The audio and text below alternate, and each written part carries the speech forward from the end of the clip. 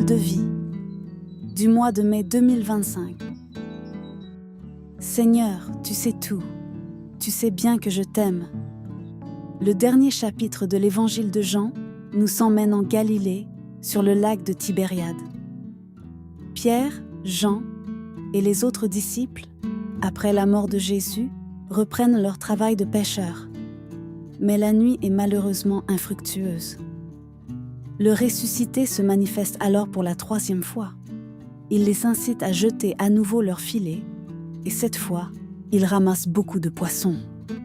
Puis, il les invite à partager la nourriture sur le rivage. Pierre et les autres l'ont reconnu, mais ils n'osent pas lui parler. Jésus prend l'initiative et s'adresse à Pierre avec une question très exigeante. « Simon, fils de Jean, m'aimes-tu plus que ceux-ci » Le moment est solennel. Par 3 fois, Jésus renouvelle l'appel de Pierre à prendre soin de ses brebis, dont il est lui-même le pasteur. « Seigneur, tu sais tout, tu sais bien que je t'aime. » Mais Pierre sait qu'il a trahi, et cette expérience tragique ne lui permet pas de répondre positivement à la question de Jésus. Il répond avec humilité. « Tu sais que je t'aime. » Tout au long du dialogue, Jésus ne retient pas la trahison contre Pierre. Il ne perd pas son temps à souligner l'erreur commise. Il le rejoint au niveau de ses possibilités. Il l'introduit dans sa douloureuse blessure pour la guérir avec son amitié. La seule chose qu'il demande est de reconstruire la relation dans la confiance réciproque. Et de Pierre jaillit une réponse qui est un acte de conscience de sa propre faiblesse et en même temps de confiance illimitée dans l'amour accueillant de son Maître et Seigneur. « Seigneur, tu sais tout, tu sais bien que je t'aime. » Jésus pose à chacun de nous la même question. « M'aimes-tu ? Veux-tu être mon ami ?» Il sait tout. Il connaît les dons que nous avons reçus de lui-même, ainsi que nos faiblesses et nos blessures, parfois saignantes. Pourtant, il renouvelle sa confiance, non pas dans nos forces, mais dans notre amitié avec lui. Dans cette amitié, Pierre trouvera aussi le courage de témoigner de son amour pour Jésus, jusqu'à donner sa vie.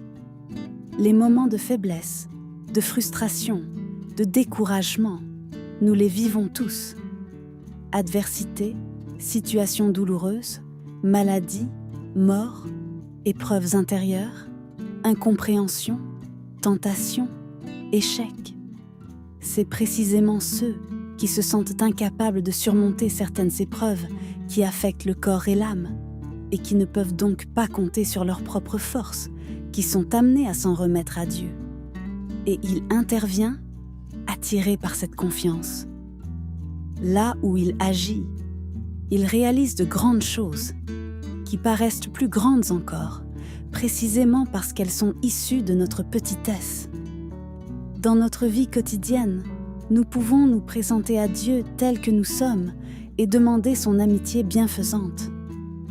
Dans cet abandon confiant à sa miséricorde, nous pourrons retrouver l'intimité avec le Seigneur et reprendre notre route avec lui.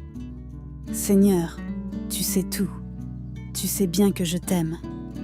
Cette parole de vie peut aussi devenir une prière personnelle.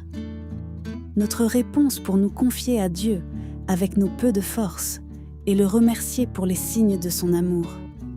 Je t'aime, parce que tu es entré dans ma vie plus que l'air dans mes poumons, plus que le sang dans mes veines. Tu es entré là où personne ne pouvait entrer, quand personne ne pouvait m'aider, quand personne ne pouvait me consoler. Donne-moi de t'être reconnaissant, au moins un peu, dans le temps qui me reste, pour cet amour que tu as déversé sur moi et qui me pousse à te dire « Je t'aime ». Dans nos relations au sein de la famille, de la société et de l'Église, nous pouvons apprendre le style de Jésus. Aimer tout le monde, aimer en premier. Laver les pieds. 5 de nos frères et sœurs, en particulier les plus petits et les plus fragiles. Nous apprendrons à accueillir chacun avec humilité et patience, sans juger, ouverts pour demander et accueillir le pardon, pour comprendre ensemble comment marcher côte à côte dans la vie. Seigneur, tu sais tout. Tu sais bien que je t'aime.